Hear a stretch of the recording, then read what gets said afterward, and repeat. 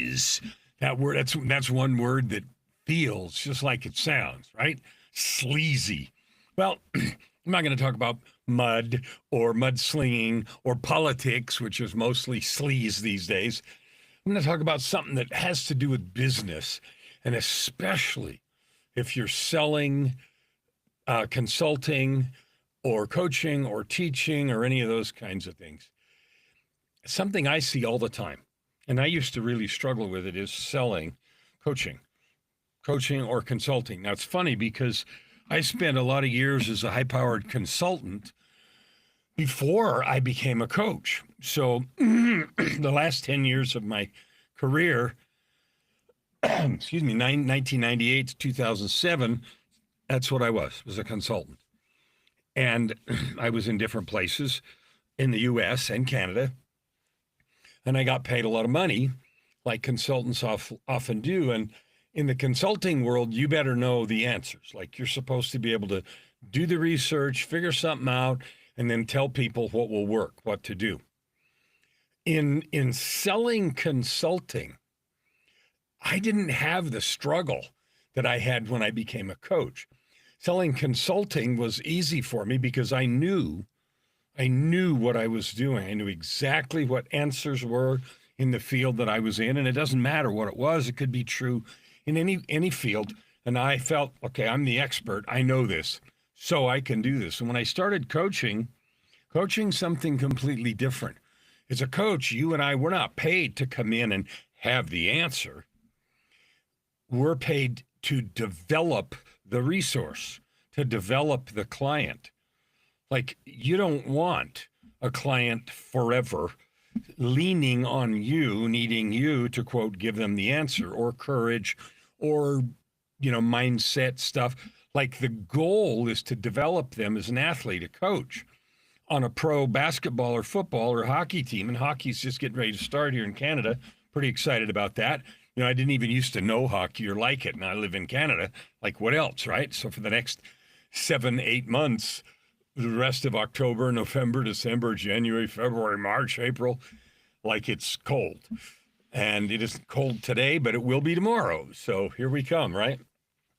In an athletic team, the coach is there to help the athlete develop and to keep them in the rails. So, like, last year, I live in Edmonton, and the Edmonton Oilers, for 2 years in a row, were in the finals, the Stanley Cup Finals, the most prestigious sports award in the world. And some people would argue the Lombardi Trophy and Super Bowl is, but it's actually the Stanley Cup. It's been around a lot longer, et cetera, et cetera. So they still have coaches, right? And the coach of the Edmonton Oilers, Chris Knobloch, I think, just got his contract extended for 3 years, even though he lost. The Edmonton Oilers lost now 2 years in a row in the Stanley Cup Finals, and the Florida Panthers won 2 years in a row. And, of course, they're looking this year for a three-peat. And the Edmonton Oilers are bound and determined to go get that cup. And the coach, what are they doing? Well, they're not going to play on the ice, and they're not going to actually, run drills. The coach's goal is to keep the energy high, to have every player focused at the right time in the right place, to make those difficult calls about when the goalie needs to be swapped out, to take this one out and put another one in, or players need to be moved a little different than the planned rotation. All that stuff and the mindset work, that's the real work of the coach. I don't know if you've ever seen the movie On Any Sunday. Al Pacino plays a coach, and he gives this incredibly memorable speech in a locker room talking about, a game of inches, and we're going to fight and die for that inch in the football team. That's what a coach does in athletics, and in many ways, a business coach or a life coach does the same thing. Now, I don't like the niche idea. I don't like niching down and saying, well, I'm a relationship coach or a business coach, and a lot of people will teach you to do that. I hate that, because the niche isn't about the need. The niche is a particular area of expertise where you function more as a consultant. And I can do that. There are several areas where I'm absolute world-class niche expert. But I don't like the consulting where, quote, having the answers. I like the squishy stuff that's hard in the heart, in the spirit, in the mindset. So I gravitate toward that, which spans across any business or vertical and really focuses on the development of the person, which is where I love. Now, the heart of any business, coaching or anything else, is what? Selling. You gotta sell stuff. You gotta enroll clients. And you know what's funny? Coaching schools that I've been to, they like to get rid of the word selling coaching. Well, enrolling clients and creating clients and all these mushy, stupid words that hide the truth, and they make it softer. And I'm not saying there's anything wrong with them, but they don't get rid of the idea still that you got to sell coaching. You got to sell. And people shy away from that because, your guts in your throat. I remember I screwed up so many enrollment calls, as it were, or enrollment conversations where I could have gotten a client and didn't, or I got one and felt so bad about it, I gave the money back because of the way that it went down, the energy sucked. All of those things, I've been through that for several years. And finally, I've learned how to do what the title of this video today is, which is selling without sleaze, without that feeling of doing something uncomfortable. And that's why we change the language. Well, we're going to enroll clients, or we're going to create clients. Baloney. You're going to do some stuff and have some convo, and the client's going to buy something. They're going to give you some cash, right? And you're going to create an arrangement. Now, the reason those other words are used, enrollment and creating clients, is because we're trying to emphasize, and I like them too, but we're trying to emphasize the difference between selling. We all know what it's like, the typical used car salesman. You go on the lot, you hate talking to them, and when somebody's walking over to you, you like want to dive under the car and hope they walk by, because they're going to start asking you stuff, and really is you don't know what you're doing, and you're just hanging out for a bit. So I want to talk for a minute about the selling part, or enrollment, or creating clients, however you want to phrase it, without any sleaze at all. Okay, and I'm not going to tell you anything probably that you haven't heard 1 or 100 times, but I'm hoping to talk about it in a different way so it lands for you differently, and you can go out this afternoon and enroll a client, or in the next couple of days. Now, there's several parts to it. You obviously have to make contact with people. You have to go where they are. I just saw a post from somebody that talked about moving to a different country and not knowing anyone, and this is a coach, and so they're going to networking events and, enrolling in conversations first, getting to know people, and through that conversation method, getting to know people, finding out if there are possibilities for people to work with.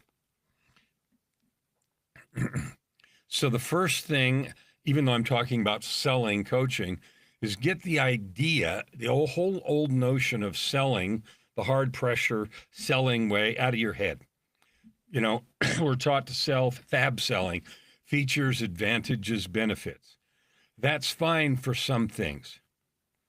It's very awkward, and I would say almost even stupid for coaching. And I'm going to get a lot of pushback on that. There's no question that features don't matter. Advantages only matter a little, and benefits are the real powerhouse, the benefit. The way I describe it to people is when you're talking about selling somebody something, you're asking for money. And so if they're going to give you some cash, they're going to take home a shopping bag. Like if you go to the grocery store and you give them some cash, you're going to take home a bag of stuff.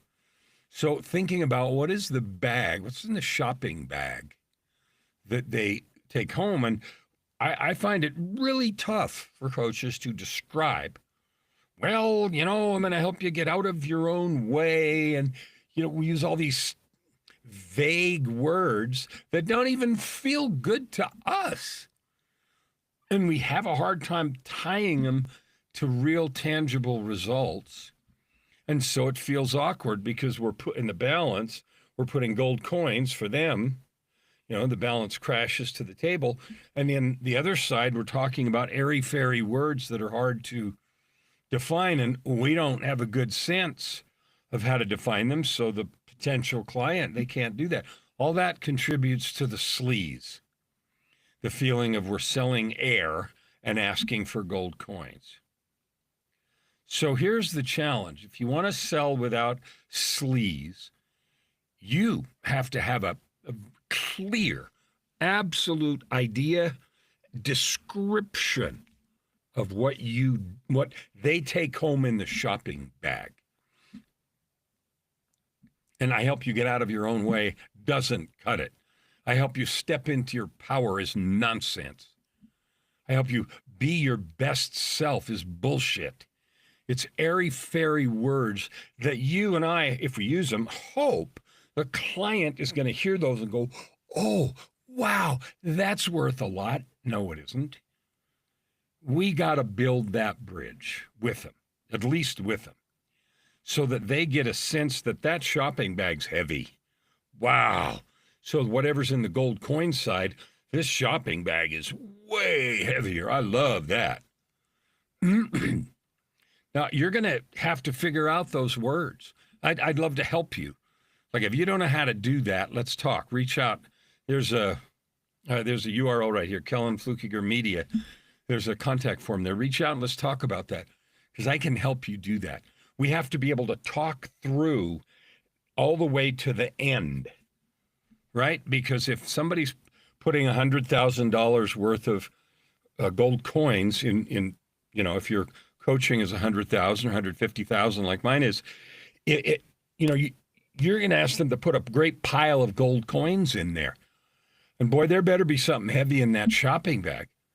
And they need to have that experience. So your ability, my ability, to create that experience of a shopping bag that's really heavy, not airy-fairy, is the determiner. That means you have to be able to show up in such a way that they sense real power, that being with and around you is like nothing they've ever experienced, that just standing and being in your presence, they light up with a sense of awesome power, because that sense of power that they have from your presence lets them see all kinds of vision they couldn't otherwise see. If I'm looking at a great big goal and I think I can never do that, I can't make that happen. How the frick would I do that? And then suddenly I'm in a state of mind brought on because you come talk to me, and being in your presence all of a sudden clears out all the fog. And I see that possibility right there clearly. And I feel seen and heard and empowered and loved and like, oh, of course I can do that. Well, I pay anything for that because I want to feel like that all the time. Because you know what happens when I feel like that, or you do? We get stuff done. We take risks we wouldn't otherwise take. Okay, one of the ways I say that is I helped you elevate the substance, sweetness, and success. The substance, the real stuff. Sweetness is how it feels, and success are the external measures of life's journey. How? By daring more greatly, doing things you wouldn't dare do otherwise, experiencing more deeply, and leaning in more joyously. Like, when you go after a project with more heart and soul, things get done, they get done faster, they get done better, and you have more fun. That's obvious. So when you think about what you're doing as a coach, or what I'm doing, we got to create that. And there's no room then for my ego or your ego or neediness. Here are some big turnoffs. Okay? If you're needy, if you think I need a client, you're done. You're finished. That energy's just torched the conversation. You don't need anything. What you need is to serve. What you need is to be a beacon of light, a vessel of love, and a conduit of power. Because when you infuse them with power, then they'll pay you. Because they know I got power. Every time I'm with you, touch you, talk to you, I get power. Your beam, your TAL beam, time, attention, and love, has to be pure, on fire, and powerful. They have to feel like they're the only person in the universe. And that being with and around you gives them such love, acknowledgement, and excitement that they know absolutely without question they can do anything, and then they carry it forward. Right? If any of your time, attention, and love is on you, your need, your budget, how many people you need to talk to, et cetera, you're finished. So I'm not going to go on today. This is a whole hour's conversation.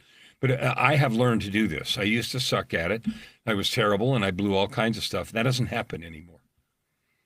Closing clients, creating clients, enrolling clients is easy.